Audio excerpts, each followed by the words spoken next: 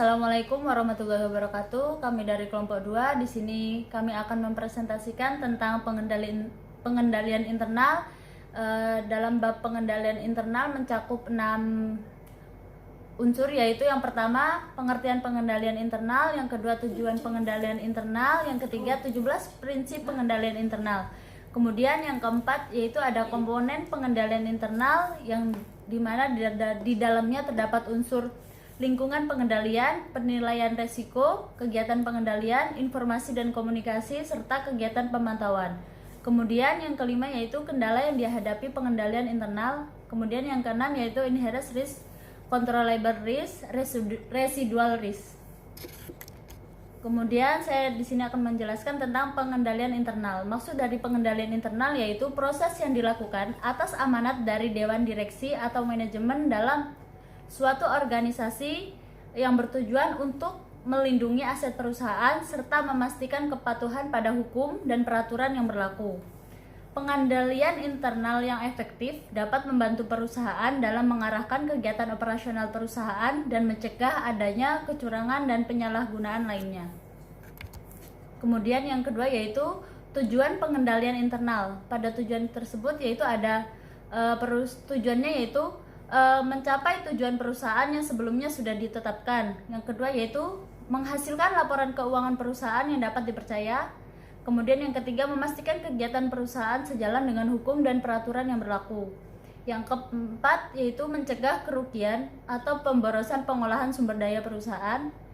Selanjutnya yaitu menjaga keuangan perusahaan, mendorong efisiensi dalam kegiatan operasional perusahaan. Kemudian yang terakhir yaitu memastikan dipatuhinya kebijakan atau peraturan yang sudah dibuat oleh manajemen perusahaan.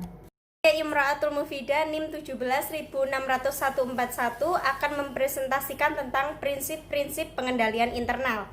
Kerangka pengendalian internal menurut COSO tahun 2013 menyatakan 17 prinsip yang merepresentasikan konsep-konsep fundamental yang terkait dengan tiap-tiap komponen pengendalian internal. Yang pertama, lingkungan pengendalian. Di dalam lingkungan pengendalian terdapat organisasi menunjukkan komitmen terhadap integritas dan nilai-nilai etika. Selanjutnya, untuk Dewan Komisaris menunjukkan independensi dari manajemen dan melaksanakan pengawasan atas pengembangan dan pelaksanaan pengendalian internal. Selanjutnya, di bawah pengawasan Dewan Komisaris, manajemen menetapkan struktur organisasi, garis pelaporan, serta wewenang dan tanggung jawab yang tepat sesuai dengan tujuan organisasi. Selanjutnya, organisasi menunjuk komitmen dalam merekrut, mengembangkan, mempertahankan individu yang kompeten dalam melaksanakan tujuan. Untuk penilaian resiko di dalamnya ada organisasi menetapkan tujuan-tujuan yang jelas agar identifikasi dan penilaian resiko terkait tujuan-tujuan itu bisa dilakukan. Selanjutnya, organisasi melakukan identifikasi resiko atas pencapaian tujuan entitas secara menyeluruh. Selanjutnya, organisasi mempertimbangkan potensi kecurangan dalam melakukan penilaian resiko atas pencapaian tujuan. Selanjutnya, organisasi melakukan identifikasi dan penilaian atas perubahan-perubahan yang mungkin berdampak signifikan. Untuk aktivitas pengendalian, organisasi memilih dan mengembangkan aktivitas-aktivitas pengendalian yang akan memberikan kontribusi dalam meminimalkan risiko atas pencapaian tujuan. Selanjutnya, organisasi memilih dan mengembangkan aktivitas-aktivitas pengendalian umum untuk teknologi pendukung pencapaian tujuan. Organisasi memberlakukan aktivitas-aktivitas pengendalian melalui kebijakan yang menetapkan apa yang diharapkan dan melalui prosedur yang menjabarkan kebijakan menjadi tindakan. Informasi dan komunikasi. Di dalam informasi dan komunikasi ada organisasi memperoleh atau menghasilkan dan menggunakan informasi yang relevan. Organisasi melakukan komunikasi informasi secara internal. Organisasi menjalin komunikasi dengan pihak-pihak eksternal. Untuk aktivitas pengendalian, Organisasi memilih dan mengembangkan aktivitas-aktivitas yang memberikan kontribusi dalam pencapaian tujuan. Organisasi memilih dan mengembangkan aktivitas-aktivitas pengendalian umum. Organisasi memberlakukan aktivitas-aktivitas pengendalian melalui kebijakan yang menetapkan apa yang diharapkan melalui prosedur. Informasi dan komunikasi. Organisasi memperoleh atau menghasilkan dan menggunakan informasi yang relevan dan berkualitas untuk mendukung komponen-komponen pengendalian. Organisasi melakukan komunikasi informasi secara internal. Organisasi menjalin komunikasi dengan pihak-pihak eksternal. Dan yang terakhir, monitoring activity. Organisasi memilih, mengembangkan, dan melaksanakan evaluasi, baik dilakukan secara terus-menerus maupun berkelanjutan. Organisasi mengevaluasi dan mengkomunikasikan kelemahan-kelemahan pengendalian internal secara tepat waktu kepada pihak-pihak yang bertanggung jawab. Nama saya Rosita Dwi Sakti dengan NIM 17160020. Saya akan melanjutkan presentasi dari teman saya mengenai komponen pengendalian internal. Yang pertama, lingkungan pengendalian. Lingkungan pengendalian merupakan dasar dari semua komponen pengendalian internal yang lainnya yang membuat organisasi menjadi disiplin dan terstruktur.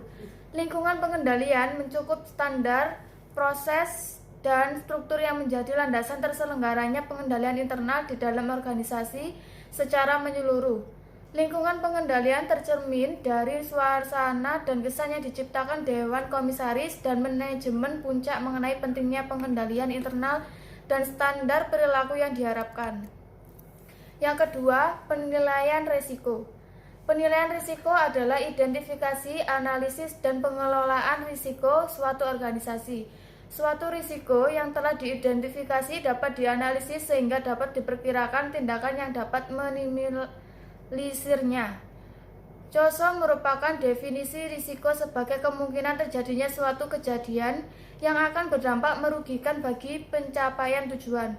Risiko yang dihadapi organisasi bisa bersifat internal ataupun eksternal. 3. Prosedur pengendalian. Prosedur pengendalian adalah kebijakan atau prosedur yang dibuat untuk memastikan tercapainya tujuan perusahaan dan mencegah terjadinya kecurangan. Aktivitas-aktivitas pengendalian mencakup tindakan-tindakan yang ditetapkan melalui satu set kebijakan dan prosedur, misalnya prosedur operasi standar atau SOP, untuk membantu memastikan dilaksanakannya arahan manajemen dalam rangka meminimalkan risiko atau pencapaian tujuan. Yang keempat, pengawasan. Pengawasan adalah proses untuk menilai kualitas kinerja pengendalian internal suatu organisasi. Pengawasan dilakukan untuk menemukan kekurangan serta meningkatkan efektivitas pengendalian internal.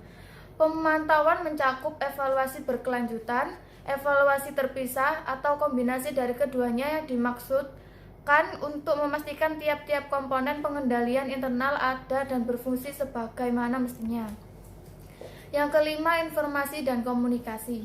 Informasi diperlukan dari pihak luar perusahaan. Manajemen dapat menggunakan informasi ini untuk menilai standar eksternal. Komunikasi melibatkan penyediaan suatu pemahaman yang jelas mengenai peran dan tanggung jawab individu berhubungan dengan pengendalian internal atas pelaporan keuangan. Entitas memerlukan informasi demi terselenggaranya tanggung jawab pengendalian internal yang mendukung pencapaian tujuan. Manajemen harus memperoleh, menghasilkan, dan menggunakan informasi yang relevan dan berkualitas, baik yang berasal dari sumber internal maupun eksternal, untuk mendukung komponen-komponen pengendalian internal lainnya berfungsi sebagai mestinya. Selanjutnya, saya Iqda Kurniastionanda dengan NIM 171600123. Di sini saya akan menjelaskan tentang kendala yang dihadapi pengendalian internal. Adapun beberapa kendala yang mempengaruhi struktur pengendalian internal, yaitu yang pertama, lingkungan eksternal yang seringkali berubah dengan cepat, perkembangan teknologi, tindakan pesaing, dan peraturan perusahaan yang semua ini mempengaruhi pelaksanaan struktur pengendalian internal. Untuk yang kedua, yaitu berbagai kemungkinan kegiatan yang merongrong struktur pengendalian internal. Misalnya, ada orang yang tidak berhak menganalisa data sehingga rusak dan hilang. Untuk yang ketiga, yaitu kesulitan mengikuti perkembangan komputer yang sangat pesat, terutama melatih karyawan menggunakan sistem yang baru. Yang keempat yaitu faktor manusia yang dalam beberapa hal tidak patuh mengikuti prosedur yang telah ditetapkan. Dan yang terakhir yaitu rumitnya biaya yang terjadi di dalam perusahaan, belum lagi dalam hal mengalokasi biaya. Yaitu inherent risk, controllable risk, dan residual risk. Yang pertama yaitu inherent risk, yaitu resiko bawaan atau resiko melekat. Yang pengertiannya yaitu menetapkan auditor akan memungkinkan adanya kekeliruan atau salah saji dalam segmen audit yang melampaui batas toleransi sebelum memperhitungkan faktor efektivitas pengendalian internal. Yang kedua yaitu control risk atau resiko pengendalian, yaitu ukuran penetapan auditor akan memungkinkan adanya kekeliruan dalam segmen audit yang melampaui batas toleransi yang tidak terdeteksi atau tercegah oleh struktur pengendalian internal klien. Dan yang terakhir yaitu residual risk, yaitu resiko yang masih terjadi meskipun kita melakukan pengendalian internal. Manusia memang memiliki keterbatasan.